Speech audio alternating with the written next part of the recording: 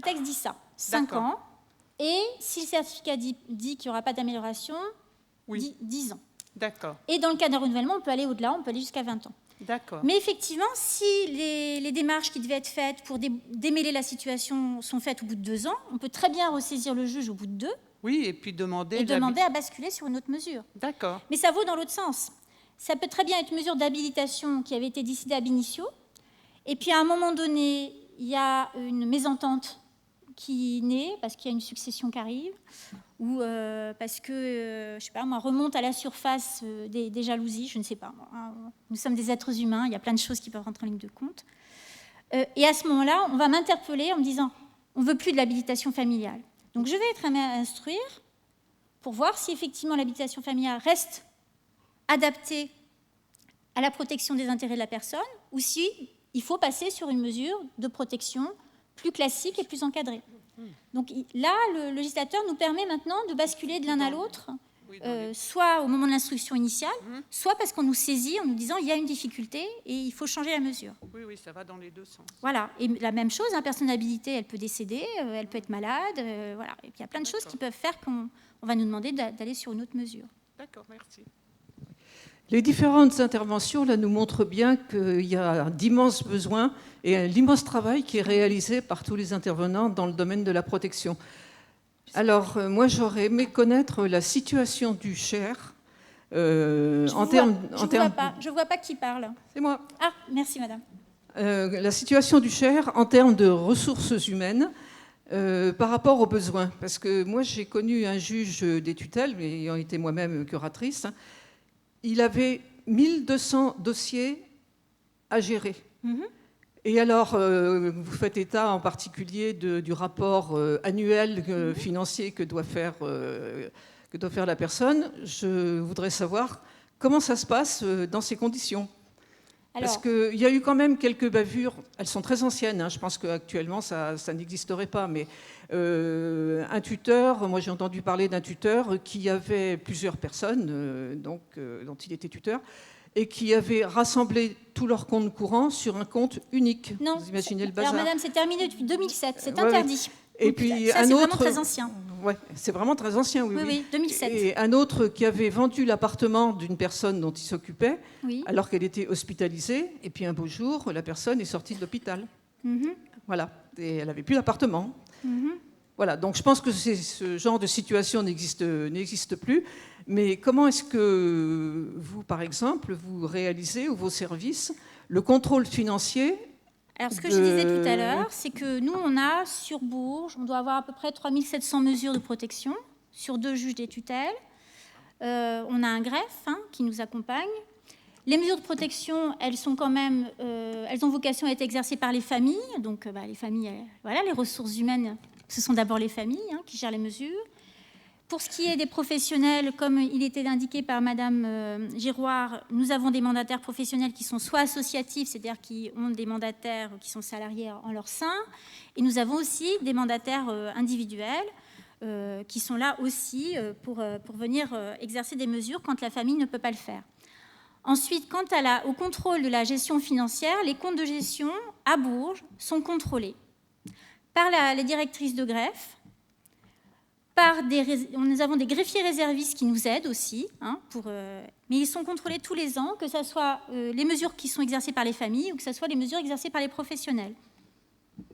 Quant aux décisions telles que vendre un logement, la décision de vendre un logement ne peut se faire qu'avec l'autorisation des juges des tutelles, quand il s'agit du logement principal ou de la résidence secondaire. Donc, ce que vous me décrivez, de toute façon, ne peut passer que par l'autorisation du juge. Et le juge va s'assurer qu'il n'y ait pas de retour à domicile, ou bien qu'il y a besoin de dégager des finances pour régler l'hébergement de cette personne. Si malheureusement un jour elle doit rentrer chez elle, mais qu'elle n'avait pas d'argent pour payer en amont l'hébergement qui était le sien, je ne vois pas comment on peut garder le logement. Il y a aussi un principe de réalité. Garder un logement quand il faut faire face aux factures, si la seule épargne qu'on peut dégager, c'est celle qui proviendra de la vente du logement, malheureusement, il faudra se faire violence et vendre le logement. Et si elle récupère 10 ans après, le logement ne sera plus puisqu'il aura servi à payer son hébergement pendant les 10 années précédentes. Mais en tout cas, la vente d'un logement principal ou résidence secondaire ne passe que par l'autorisation du juge. Et il n'y a plus de gérant de tutelle, parce que je pense que ce à quoi vous faites allusion, c'était une situation très ancienne, à l'époque où il y avait des gérants de tutelle, et que c'était moins contrôlé. Maintenant, les choses sont très bien encadrées, et je pense que nous n'avons pas de difficultés dans le département par rapport aux mesures qui sont exercées par des professionnels du fait des contrôles qui sont exercés. Puisque, pour rajouter en plus, pour les pauvres mandataires que vous êtes, nous rajoutons, nous les juges ici, la nécessité de nous adresser chaque année, en plus des comptes de gestion, un rapport annuel de la situation de la personne protégée qui nous permet de voir comment les choses évoluent, si la mesure est susceptible de bouger dans le bon sens, vers un aménagement, un allègement, voire une main levée, pour vérifier qu'il y a bien eu des visites qui aient été rendues pendant l'année qui s'est écoulée, pour s'assurer que les objectifs qui avaient été fixés avec la personne protégée l'année précédente, ils sont travaillés, ils évoluent, ils ont peut-être été atteints, il y en a peut-être d'autres, voilà. Et qu'on sache un peu comment la personne évolue, son état de santé, est-ce que ça s'est dégradé, etc. Donc il y a un contrôle qui est fait et qui est, où on a quand même des interlocuteurs qui sont réactifs et qui nous tiennent informés. Voilà. Est-ce que ça répond à votre question, madame? Bonjour. Alors, bonjour. Là-haut. Là-haut. Ah oui, très bien. Voilà. Merci. Alors pour moi, j'ai plusieurs questions. La première, ce serait de savoir s'il y a des tarifs réglementés sur les visites des médecins. Oui. Voilà. Oui. Effectivement, alors je crois que j'ai dû imprimer les dernières choses en date. Alors, 160, c'est hors taxe. Avec taxe, c'est 192 €. D'accord. Et donc ça, c'est si la personne se déplace au domicile, enfin au cabinet du médecin. Peu importe. Et si la personne vient à domicile, si le médecin se déplace à domicile. Alors, il y a des médecins qui facturent la chose et d'autres qui ne le facturent pas. D'accord. Et ça, c'est pas sans regard du juge.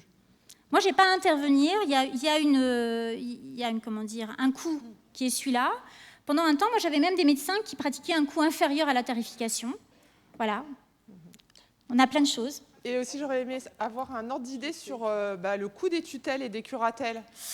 Alors, la mesure de protection, effectivement, si elle est exercée par la famille, c'est gratuit. Si elle est exercée par un mandataire professionnel, ça va être fonction des ressources de la personne.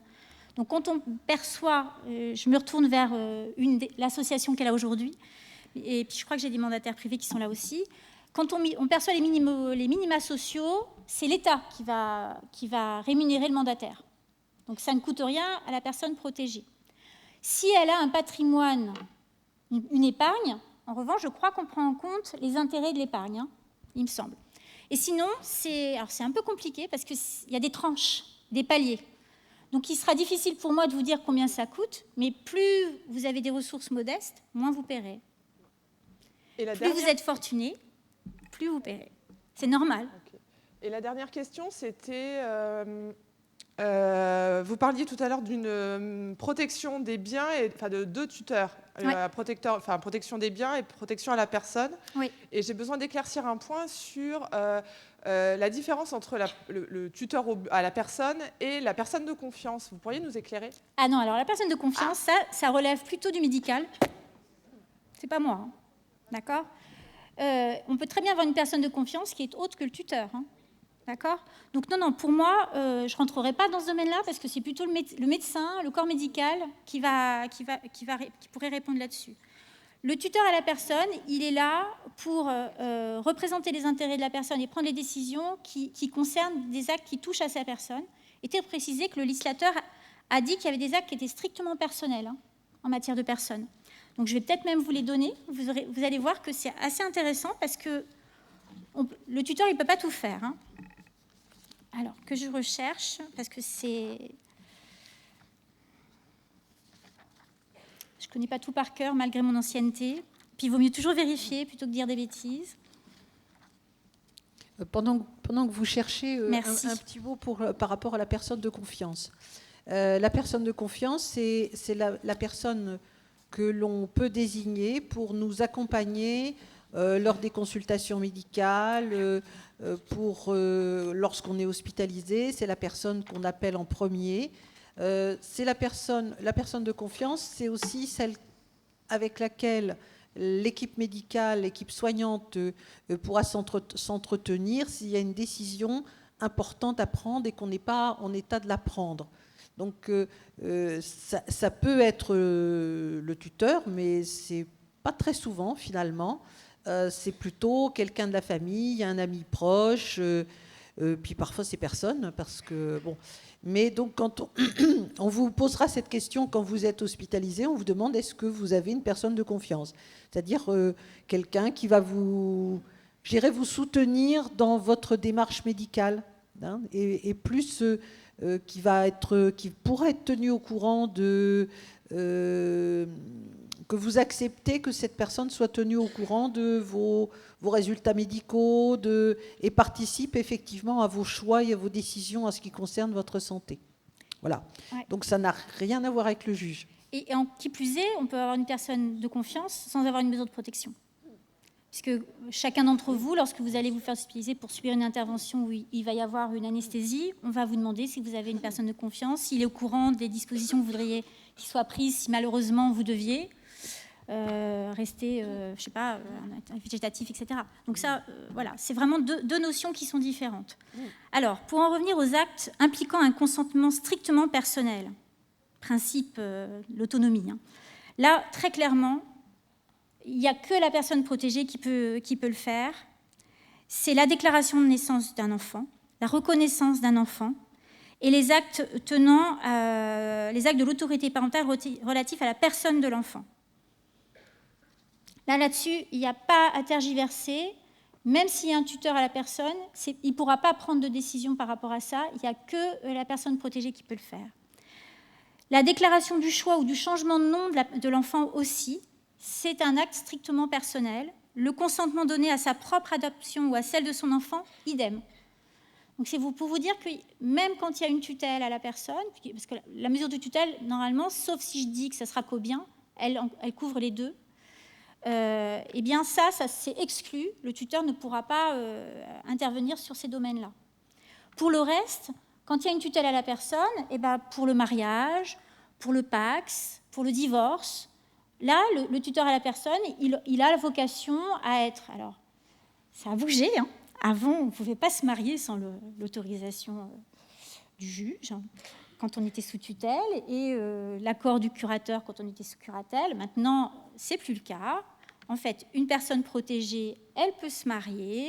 Simplement, normalement, le tuteur doit être informé du projet de mariage et il a à ce moment-là la possibilité, s'il estime que c'est contraire aux intérêts de la personne, de s'opposer pour bloquer la situation. Et à ce moment-là, il faut faire une procédure devant le tribunal judiciaire. Mais c'est pour vous dire que voilà, la loi évolue aussi. Avant, quand on était sous tutelle, on n'avait plus le droit de vote. Maintenant, on a le droit de vote, même quand on est sous tutelle. Donc c'est pour vous dire voilà, que ça bouge, hein, en termes d'autonomie et de respect, la dignité. Il y a des choses qui bougent aussi. Le droit de vote en fait partie. Est-ce qu'il y a d'autres... Oui, moi j'aurais une question. Alors moi j'aurais une question. Elle est là, d'accord. Nous on est éclairés, mais on ne vous voit pas bien. Je suis représentante d'une association de familles et de personnes porteuses de handicap. J'ai été très touchée par le témoignage de Madame, j'ai oublié le nom, concernant le jeune homme dont la famille n'avait pas rien prévu et qui s'est trouvé très démuni face aux éléments qui sont intervenus dans cette famille. En tant que représentant des familles et des personnes porteuses de handicap, si nous avons connaissance de cas dans ce genre, comment peut-on intervenir ? Est-ce qu'il faut intervenir, signaler auprès du juge ? C'est pas le juge, ça sera le procureur. Procureur. Ça ne peut être que le procureur. Ou auprès de l'association, de ce que vous venez de présenter là. Si l'association est déjà désignée, s'il y a déjà un tuteur désigné, effectivement, vous allez vous adresser au tuteur désigné. Oui, mais s'il n'y a pas de tuteur et qu'on a connaissance d'une famille qui est complètement en solitude totale par rapport à ça, avec des problèmes médicaux, des problèmes de handicap profond. Comme vous ne faites pas partie de la liste des personnes susceptibles de saisir directement le juge, à ce moment-là, on adresse son signalement ou son courrier au procureur de la République. On peut adresser un signalement au procureur. Et c'est le procureur de la République qui, lui, à ce moment-là, va faire souvent diligenter une évaluation sociale, va faire réaliser le certificat médical par un médecin, s'il estime qu'il va falloir saisir le juge. Parce que lui aussi ne peut pas me saisir sans certificat médical. Effectivement, comme vous êtes une représentante d'une association, et pour nous, c'est une vocation professionnelle, vous pouvez effectivement nous solliciter au dispositif d'appui à la coordination pour être conseillé. Et dans le champ du handicap, il ne faut pas oublier non plus qu'il y a la communauté 360, qui est aussi un dispositif que vous pouvez solliciter pour avoir des conseils pour tous les accompagnements et toute la vie globale d'une personne en situation de handicap. Donc voilà, effectivement, vous pouvez aussi nous solliciter. Et on essaiera de vous accompagner vers les bonnes ressources et les bonnes démarches. Je vous remercie. Oui, bonjour. J'avais deux questions. Alors, vous montrez je suis pas grande. Là, d'accord, je vois un bras. Bonjour. Deux questions. Vous avez beaucoup parlé d'anticipation et je pensais qu'il pouvait être intéressant qu'on sache quels étaient vos délais d'instruction. Voilà, première question. Et la deuxième question, pour une personne âgée qui souhaiterait être dans l'anticipation. Et là, je parle d'une personne âgée qui, donc, du coup, n'a pas du tout de famille, qui est isolée et qui a, par exemple, 900 € de revenus. Lorsqu'il faut une expertise médicale qui va coûter 160 ou si le médecin se déplace 240 €, comment procéder pour cette personne? Parce que ça va forcément la freiner à faire cette démarche-là. Alors, première question, les délais d'instruction. Le Code dit qu'on doit avoir statué sur une demande de mesure de protection dans l'année. Alors, l'année, ça vous paraît grand, mais on a parfois des situations dans lesquelles, en termes d'audition, je vais avoir une personne à entendre. Ça peut aller très vite. C'est-à-dire que 2 mois après, la décision peut avoir été prise. Dans d'autres situations, les familles sont éparpillées. Il va falloir faire entendre ou envoyer des questionnaires un peu partout en France, attendre qu'ils nous reviennent. Dans le cadre des questionnaires, on peut s'apercevoir que l'un des enfants veut être entendu, et il habite à Béziers. Il va falloir que je sollicite un collègue de Béziers pour qu'il l'entende. Voilà. Vous voyez, ce que je veux dire, c'est qu'il y a la théorie, et puis chaque dossier qui va être propre. On ne peut pas avoir un dossier où finalement le parquet nous a saisi d'une demande de protection pour une personne seule, sans famille, ça va être très vite. Si le certificat en plus nous dit qu'il n'y a pas d'audition possible, on va peut-être être amené à désigner comme un mandataire spécial pour savoir un petit peu où on va parce qu'on a peu d'éléments. On va juste recevoir le mandataire spécial 2 mois après sa désignation pour qu'il ait déjà un petit peu une idée de ce qui se passe et ça passe à l'audience. Ça va très vite. En revanche, il peut y avoir plus de temps quand la famille est éclatée, quand la personne ne peut pas se déplacer pour qu'on l'entende, puisque là, il va falloir programmer un déplacement pour aller la voir. Et comme je le disais tout à l'heure, vous avez entendu le nombre de dossiers qu'on a à gérer. On n'est pas que juge des tutelles, qui plus est. Donc, on essaie de planifier sur des journées.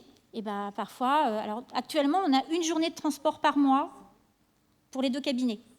Donc, tous les mois, il y a 1 journée qui est prise pour aller voir les gens. Alors, dans le Sancerrois, du côté de Saint-Satur, du côté de Bourges, du côté de Vierzon. Et on a une collègue qui est sur Saint-Amand et qui fait la même démarche pour ce qui concerne son secteur géographique. Donc ça peut prendre du temps aussi. Ça peut prendre du temps aussi quand on convoque la première fois, la personne ne vient pas. Moi, je convoque une 2e fois avant de passer outre. Donc voilà, il faut reconvoquer. Ça aussi, ça nous fait perdre du temps. Parfois, il peut y avoir des conflits au sein de la famille. Il m'est arrivé d'ordonner une enquête sociale parce que les familles se disputaient sur le lieu de vie de la personne. Normalement, le lieu de vie de la personne, c'est à elle de le décider. Et parfois, les familles se disputent.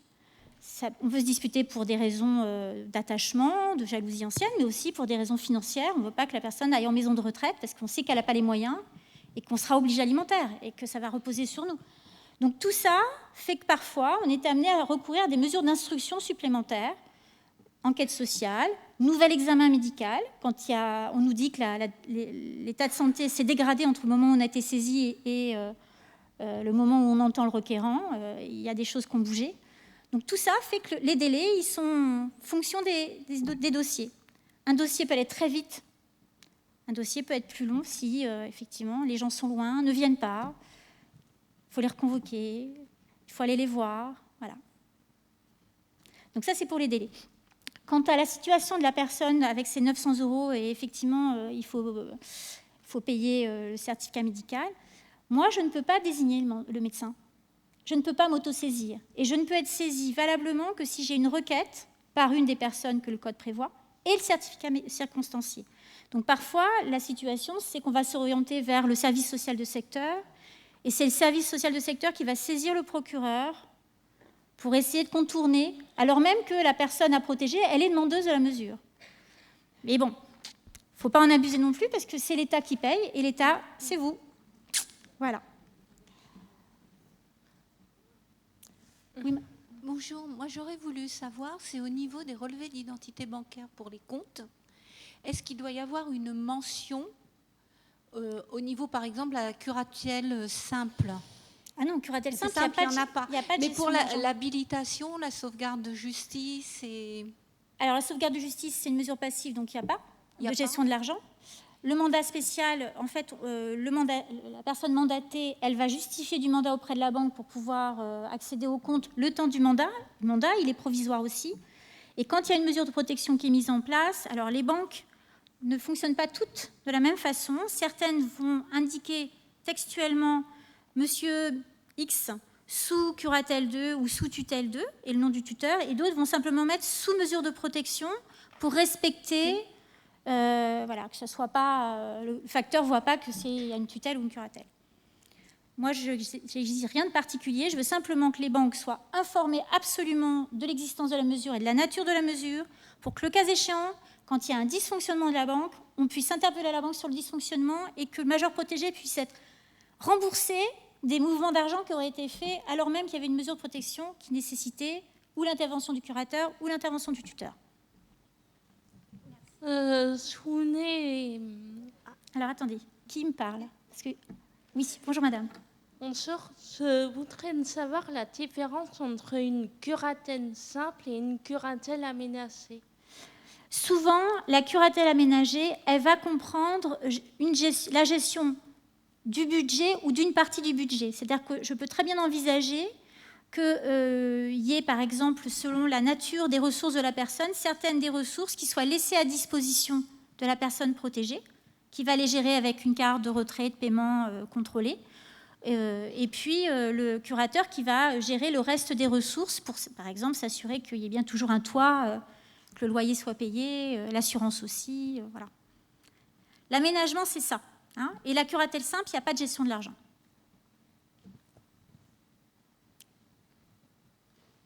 Où? Je suis perdue, oui. Très bien. Je voulais savoir, en tutelle et curatelle, hein, est-ce qu'un neveu ou une nièce, quand il ne reste plus que 2 personnes de cette famille, peut être tuteur? Oui. Ou... Oui. Pour la tutelle ou la curatelle, oui. Oui, mais pas pour l'habilitation familiale. L'habilitation familiale, ils ont restreint les personnes, effectivement, plutôt vraiment l'entourage familial. D'accord. En mesure de protection, ça peut même être un ami ou un voisin. Hein. Okay. Si le juge est convaincu de la bienveillance et des qualités de la personne pour gérer au mieux les intérêts, on peut même mettre un voisin. D'accord, merci. Ça sera gratuit aussi, la mesure de protection, si c'est le voisin. Madame Lusseau, j'aurais une question, c'est moi. Oui, Madame Vespili, dites-moi, docteur. J'ai été pendant 30 ans sur la liste des médecins agréés, donc j'ai fait de très très très nombreux certificats. Je confirme vous avoir lu très très souvent. Voilà. Et j'ai parfois beaucoup souffert dans certaines visites à domicile qui étaient parfois un petit peu dangereuses. Hein. Je suis parfois sortie de certaines maisons à reculons en disant non mais on se reverra. Hein. Bon voilà. Parfois je suis arrivée en basket en me disant s'il faut que je cours à travers la cour de la ferme poursuivie par les chiens, on verra bien. Enfin bon. C'est vrai que, notamment,